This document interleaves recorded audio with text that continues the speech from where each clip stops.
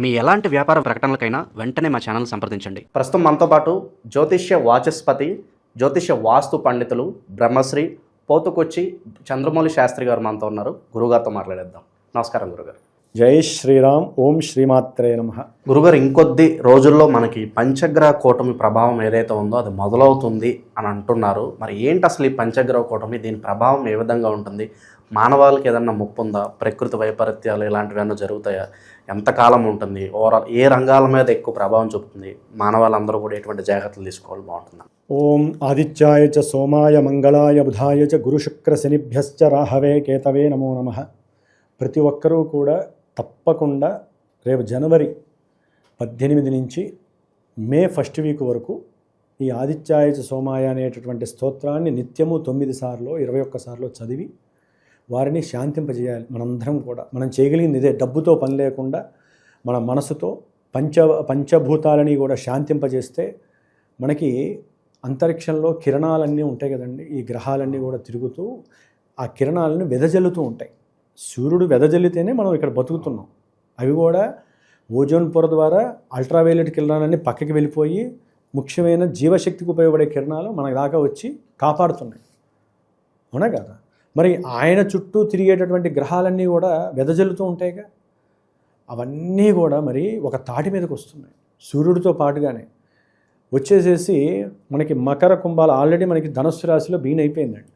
రేపు జనవరి 12 వరకు కూడా చతుర్గ్రహ కూటమి బీన్ అయిపోయింది ధనుస్సు రాశిలో. రవి, బుధుడు, శుక్రుడు, కుజుడు, ఈ 4 గ్రహాల్లో 2 శుభగ్రహాలు, 2 పాపగ్రహాలు.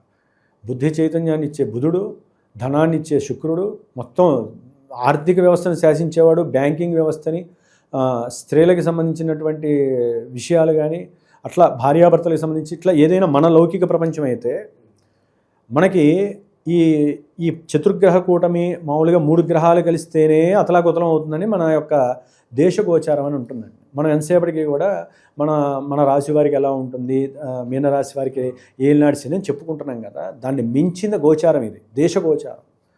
దేశగోచారంలో 3 గ్రహాలు లేకపోతే 4 గ్రహాలు లేకపోతే 5 గ్రహాలు 6 గ్రహాలు అవి గనక ఒక రాశిలో ఇమిడి కూడబడి ఉంటే వాటికంటూ కొన్ని కారకత్వాలు ఉంటాయండి. ఇప్పుడు సూర్యుడు ఉన్నాడు అనుకోండి, సూర్యుడు ఆత్మశక్తిని అట్లాగే సోల్ ఎనర్జీని పెంచుతూ గవర్నమెంట్ రిలేటెడ్, అది పొలిటీషియన్స్ కావచ్చు, గవర్నమెంట్కి సంబంధించిన ప్రభుత్వ అధికార రంగానికి సంబంధించిన ప్రతి వ్యవస్థ కావచ్చు, పోర్ట్ఫోలియోస్ ఉంటాయి కదా. ప్రభుత్వ రంగంలో ముఖ్యమంత్రి లేకపోతే వ్యవసాయ శాఖ మంత్రి ఇట్లా రకరకాలు ఉంటాయి కదండి. ప్రతి శాఖకి సంబంధించినంత రవి మహానుభావుడు.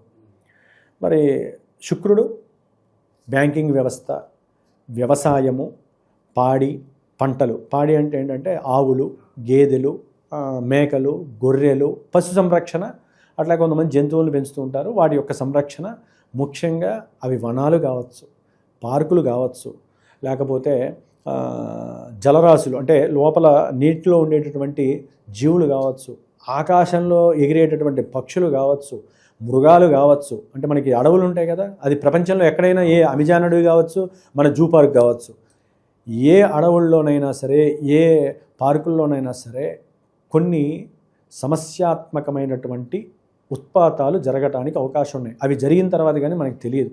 ఒకవేళ మనం ముందుగా తెలుసుకొని మనం చర్చించుకున్నా వాటిల్ని ఆపలేము. ఎందుకంటే మనం ఒక భూమి అనేటటువంటిది గ్రహాల నుంచి వచ్చే కిరణాల ద్వారా మాత్రమే మనం ఇక్కడ పోషింపబడుతున్నాం. మన భూమి లోపల ఉండేటటువంటి ప్రతి మినరల్, ప్రతి ఐటము కూడా మిగతా గ్రహాల నుంచి వచ్చినవే, వచ్చి ఇక్కడ పడ్డవే. మరి మనకి ఎక్కడ శక్తి ఉంటుంది? మనకున్న శక్తుల్లో ఒకటే దైవశక్తి. డైరెక్ట్గా వాళ్ళకి లింక్ వేస్తేనే గ్రహాలు శాంతింపబడి ఆ గ్రహ కిరణాల నుంచి మనం రక్షించబడతాం. మరి బుధుడు ఎవరండి? బుద్ధికి కారకుడు. ఒక్కోసారి ఆలోచనలు కొంతమందికి వైరాగ్య రూపకంగా ఉంటే, కొంతమంది సైకలాజిస్టులు అంటారు, అంటే సైకోగలుగా ఉంటారు చూసారా, వారికి సంబంధించినటువంటి అంటే బుద్ధి నిర్వీర్యం చెంది బుద్ధి లేని పనులు చేసేవాళ్ళు చాలామంది ఉన్నారు, సైకోలు ఉంటారు. అట్లాగే ఫైనాన్స్ డిపార్ట్మెంట్ కానీ, మనం చెప్పిన వ్యవసాయం కానీ, లేకపోతే గురుడు కూడా వక్రించి ఉన్నాడండి. దాదాపు ఆయన మార్చి ఎండింగ్ వరకు ఉంటాడు, తర్వాత కానీ ఆయన వక్రం పోదు. కాబట్టి ఆయన ఉన్న రాశ్యాధిపతి బుధుడు. అట్లాగే కుజుడు మహానుభావుడు, ఈయనంటేనే వణుకు మాకు కూడా. తప్పదండి. ఎందుకంటే ఒక మనిషిలో కోపం వస్తేనే తట్టుకోలేమే, మరి ప్రపంచం మీద ఆయన చూపులు ఇన్ని గ్రహాలతో, ముఖ్యంగా రవితో కలిసిన కుజుడంటే రాజకీయ నాయకుల్లో భగ్గుమంటాయి అంతర్గత విద్వేషాలు. రాజకీయ నాయకుల్లో ఒకళ్ళ మీద ఒకళ్ళు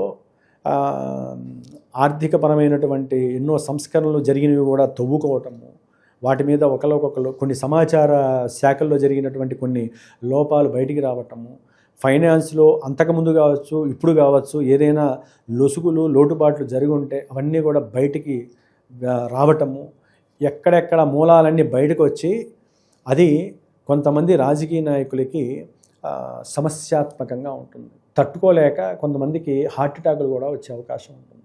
కొంతమంది ఊర్ల నుంచి పారిపోయి దూరాభారాలకు వెళ్ళే పరిస్థితులు కూడా ఉండవచ్చు. ఆ గ్రహాలు అట్లా చేసేస్తే వాళ్ళని పిచ్చోళ్ళని చేసేస్తాయి. ఎందుకంటే రవి ఇందా మనం అనుకున్నట్టుగా ఇప్పుడు ఆల్రెడీ ధనురాశిలో ఉన్నారు, ఉన్నంతలో సేఫెస్ట్ జోన్లో ఉన్నారు. ఎందుకని? మిథున రాశిలో ఉన్న గురుడు వక్రించి ఉన్నప్పటికీ ఈ గ్రహాల మీద ఆయన దృష్టి పడుతోంది. సాధ్యమైనంత వరకు ఓదారుస్తాడు, నాయన ఎవరూ రెచ్చిపోకండి అని చెప్పి ఆయన ఆపుతాడు. కానీ శని కూడా చూస్తున్నాడే, శని దృష్టి మంచిది కాదుగా. శని దృష్టి కుజుని మీద పడుతోంది, రవి మీద పడుతోంది. ఆల్రెడీ కింద ముసలం పుడుతోంది ఎక్కడో. అది నీటి సమస్యలు కావచ్చు. శని జలరాశిలో ఉన్నాడండి. జనవరి 20 తర్వాత శని సొంత నక్షత్రంలోకి వస్తాడు. ఎట్లా ఉంటుందంటే ఇందాక చెప్పిన రాజకీయ నాయకులది నేను చెప్పింది కొంచెమే. మనకి ఈ శని అనేవాడు ఏంటంటే శీతల పానీయాలకి సంబంధించి ఏవో కొన్ని దోషాలు, అంటే అవి తాగి, శీతల పానీయాల్లో రకరకాలు ఉంటాయి కదా, పేర్లు ఎందుకు మనకి, అవి తాగి లేకపోతే కొంతమందికి మల విసర్జన రోగాలు ఎక్కువైపోవటము, లేకపోతే ఆ డ్రింక్స్ తాగటం వలన వాటిల్లో కొన్ని విషపూరితమైనటువంటి పదార్థాల వలన ఎంతోమంది హాస్పిటలైజేషన్స్ అవ్వటము ఈ శని వలన. సొంత నక్షత్రంలోకి వస్తే బలం వస్తాడు. ఆయన రాశిలో ఉండటం అంత మంచిది కాదు. జలరాశిలో హిమాలయాలు అవన్నీ ఆయన అధీనంలో ఉంటాయి, శని అధీనంలో. మనకి ఈశాన్యంలో ఎక్కడ ఉన్నాయండి? చైనా ఉంది, ఇంకోటి ఏది భూటాను, ఇంకా రకరకాలు ఉన్నాయి. ముఖ్యంగా వెస్ట్ బెంగాల్లో విపరీతమైనటువంటి గొడవలు, అల్లర్లు, బాంబు పేలుళ్ళు ఇవన్నీ జరగడానికి అవకాశాలు మార్చి ఎండింగ్ ఏప్రిల్లో ఉండడానికి అవకాశాలు ఉన్నాయి. ఎందుకంటే ఇవన్నీ ఈశాన్యం తూర్పును సూచిస్తున్నాయి, వచ్చేస్తున్నాయి గ్రహాలన్నీ. ఆ ఈశాన్య భాగంలో శని ఆల్రెడీ తిష్ట వేసుకొని కూర్చున్నాడు. ఇవన్నీ వస్తే ఆల్రెడీ మీకు తెలుసు. ఇతర దేశాల నుంచి ఏమన్నా యుద్ధ వాతావరణం కూడా ఉంటుందంటారా? వేరే వేరే దేశాలకి చాలా ఉంటాయండి. మన దేశం మీదకి ఏ యుద్ధ ఆలోచన ఉన్నా మన 145 కోట్ల మంది మన పూర్వీకులు కొన్ని లక్షల సంవత్సరాలు బట్టి చేసుకున్న యజ్ఞ యాగాదులు, కర్మభూమి, పుణ్యభూమి, జన్మభూమి, శ్రీరాములు వారు, శ్రీకృష్ణుల వారు ఎప్పుడు సంచరించే ప్రదేశాలు కాబట్టి ఎంతమంది ఎన్ని ఆలోచనలు విచిత్రంగా చేసినా మన యొక్క దేశ భూభాగం పైన ఏది రాదు. ఓజోనుపర భూభాగానికైతే మన యొక్క దివ్యశక్తి, అందులో మనందరినీ కాపాడబడి తండ్రిగా ఉన్నటువంటి మోదీ గారి శక్తి మన యొక్క దేశానికి, మన యొక్క భరతఖండానికి అచంచలంగా పనిచేస్తుంది. ఆయనే ఒక బుల్లెట్ ప్రూఫ్ మన భరతఖండానికి. ఆయన ఆలోచన, ఆయనకున్న దైవశక్తి, ఈశ్వరారాధన, ఆయన మాట్లాడే తీరు, ఆయన కళ్ళల్లో ఎలా ఉంటుందో మీరు చూశారో లేదు, కానీ అది కోపము కాదు, విషము కాదు, రౌద్రము కాదు. సాక్షాత్తు ఈశ్వరుడు కళ్ళు తెరిస్తే కోపం వస్తే ఎట్లా చూస్తాడో మన మోదీ గారు చూసే చూపు అలా ఉంటుంది. మాట్లాడ్డా ఆయన ఆ చూపుతోనే విశ్వమంతా కూడా దాసోహం అవ్వాల్సిందే. అంటే ఇది నా ఒక్కరిది కాదండి, ఆల్రెడీ అనుభవిస్తున్న వాళ్ళు చెప్తున్నారు. అది ప్రత్యర్థులకు కూడా ఆ విషయం తెలుసు, కాకపోతే మెచ్చుకోలేరు కదండి ప్రత్యర్థి స్థానంలో ఉండి. కాబట్టి ఇది ముఖ్యంగా దేశగోచారం గురించి కాబట్టి మాట్లాడుతున్నానండి. ఇదేదో మనం కాకతీయంగా లేకపోతే ఏదో చెప్పుకుంటున్నామని కాదు. ప్రపంచానికి మన శాస్త్రం దేశగోచారంలో ఏం చెప్తారంటే, ఒక గ్రహణం వచ్చినప్పుడు గ్రహాల యొక్క స్థితిగతుల్లో ఎంత ఘోరమైన పరిస్థితులు ఉంటాయో, 5 గ్రహాలు 4 గ్రహాలు కలిసినప్పుడు వాటి యొక్క పోర్ట్ఫోలియోస్ దెబ్బతింటాయి. కుజుడు శస్త్రచికిత్సలు, ప్రమాదాలు, విపరీతమైనటువంటి మీరు అడిగినట్టుగా యుద్ధాలు, అణ్వాయుధాస్త్రాలు ఇవన్నీ కలుస్తాయి. వాళ్ళు వచ్చి మీరు పంచగ్రహ కూటమి అన్నారు. యాక్చువల్లీ ఇప్పుడు ధనుస్సు రాశిలో ఉన్నంతవరకు కొంచెం ఏదో నడుస్తుంది. మకర రాశిలోకి వచ్చినప్పుడు కొంచెం శని యొక్క దృష్టి పడదు కాబట్టి కొంచెం సేఫ్ జోను. దానివల్ల ఏంటంటే కొత్త కొన్ని ఇన్నోవేషన్స్ ఆల్రెడీ బిగిన్ అవుతాయి, కొన్ని మంచి జరుగుతాయి, ఇది జరుగుతాయి. ఎప్పుడైతే కుంభరాశిలో రాహు ఉన్నాడో పాపగ్రహము, ఆయన ఉన్న ఇంటికి అధిపతి శని కదా, ఈ రాహువు శని ఇచ్చే ఫలితాలన్నీ శని రాహువులు కలిసి ఉన్నట్టే లెక్క. అక్కడ వాళ్ళతో వచ్చి ఎవరెవరు కలుస్తున్నారండి? మళ్ళీ ఈ 4 వచ్చి కలుస్తున్నారు. వీళ్ళల్లో రవి కుజులు ఫ్రెండ్సు, రవి బుధులు ఫ్రెండ్సు. కుజ శుక్రులకి పడదు, రవి శుక్రులకి పడదు. నేత్రపరమైన దోషాలు, బంగారానికి సంబంధించిన ఎన్నో ఇబ్బందులు, దొంగతనాలు కావచ్చు, బంగారం గురించి కొన్ని కొట్లాటలు, లేదా బంగారం గురించే కొన్ని సమస్యలు రావచ్చు, గోల్డ్ గురించి, లేకపోతే ముఖ్యంగా రాజకీయ నాయకుల్లో అంతర్గతమైనటువంటి చర్యలు కావచ్చు, మిలిటరీ వాళ్ళల్లో పిచ్చితనం పెరగచ్చు కొంతమందికి కొన్ని దేశాల్లో, వాళ్ళు ఏం చేస్తున్నారో వాళ్ళకే తెలియకపోవచ్చు. ఇట్లా ఎన్నో రకాలైనటువంటి భూ సమస్యలు, భూపరమైనటువంటి సమస్యలు, మిలిటరీ పరమైనటువంటి దేశ రక్షణ సమస్యలు, పొలిటీషియన్కి సంబంధించిన ఆస్తుల వ్యవహారాలు, కొంతమంది సైకోల వలన ఎన్నో రకాలైనటువంటి లేడీస్కి ఇబ్బందులు జరగచ్చు. కొన్ని కెమికల్ రియాక్షన్స్, అంటే గోడౌన్స్ ఉంటాయి కదండి, అట్లాగే బొగ్గు గనులు ఉంటాయి కదండి, లోపల ఎంతోమంది పనిచేస్తారుగా, ఆ బొగ్గు గనుల్లో మరి నీళ్ళు ఎట్లా వస్తాయో తెలియదు, ఏదో ఒక తుఫాను లేకపోతే సునామీలు రావడానికి కూడా అవకాశాలు ఉండొచ్చు. ఎందుకంటే ఇక్కడ శని రాహుల ప్రాబల్యం చాలా గొప్పది. అసలు వాయుగుండాలు, ఈ టైంలో చలికాలంలో వాయుగుండాలు అంటే ఎవరికి అర్థం కాదు. ఇవన్నీ శాస్త్రమే చెబుతోందండి, నేను చెప్పట్లేదు. శాస్త్రంలో ఇవన్నీ జరగడానికి అవకాశాలు ఉన్నాయి. రాజకీయ నాయకులకి ఎలా రక్షించుకోవాలో తెలియదు.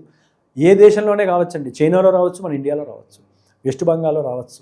ఏ విధంగా మనం జాగ్రత్త పడాలంటారు వీటన్నిటికీ? ఒకటండి, ఇంకోటి మీరు అడిగారు, ఎప్పుడైతే పంచగ్రహ కూటమి కుంభరాశిలో మనకి ఫిబ్రవరి 28 నుంచి ఏప్రిల్ మొదటి వీక్ వరకు కూడా కాస్త ఉండే అవకాశం ఉంది. దాదాపుగా ఈ గ్రహాలన్నీ దాదాపు ఇంకొక 5-6 నెలలు రాహుకేతువుల మధ్యలోనే నడుస్తూ ఉంటాయి. ఒక చంద్రుడు మాత్రం 15 రోజులకు ఒకసారి విడుస్తూ ఉంటాడు కాబట్టి బాగానే ఉంటుంది. ఈ రాహుకేతువుల మధ్య ఉన్న ఈ గ్రహాల దోషాలన్నీ కూడా, ఇవన్నీ కూడా శక్తిని కోల్పోయి ఆ రాహు ఇచ్చే ఫలితాలు ఎక్కువగా ఉంటాయి. కాబట్టి వీలుంటే రాజకీయ నాయకులు ఎవరైనా సరే, ప్రత్యర్థులు కావచ్చు, మన హితం కోరేవాళ్ళు కావచ్చు, దేవాలయాల్లో ఎండోమెంట్ డిపార్ట్మెంట్ కావచ్చు, తప్పనిసరిగా విశేషమైనటువంటి హోమాలు నిత్యము చేసే శక్తిని ప్రసాదించాలి. వాటిల్లో పంచగ్రహ కూటమి కుంభరాశిలో వచ్చినప్పుడు తప్పకుండా సుబ్రహ్మణ్య హోమాలు ఎక్కువ జరగాలి. సుబ్రహ్మణ్యేశ్వర స్వామి హోమాలు, చండీ హోమాలు, అమ్మవారి ప్రభావం కాస్త తగ్గడానికి చాలా తగ్గుతుందండి. కాస్త కూడా కాదు, చాలా తగ్గిపోతుంది. వాళ్ళు ఆ రాహుకేతువుల యొక్క బలాన్ని తెంపగలిగే శక్తి దేవుళ్ళకే ఉంది, హోమాలకే ఉంది, బ్రాహ్మణ మంత్రాలకు ఉన్నాయి, బ్రాహ్మణులకే ఉంది.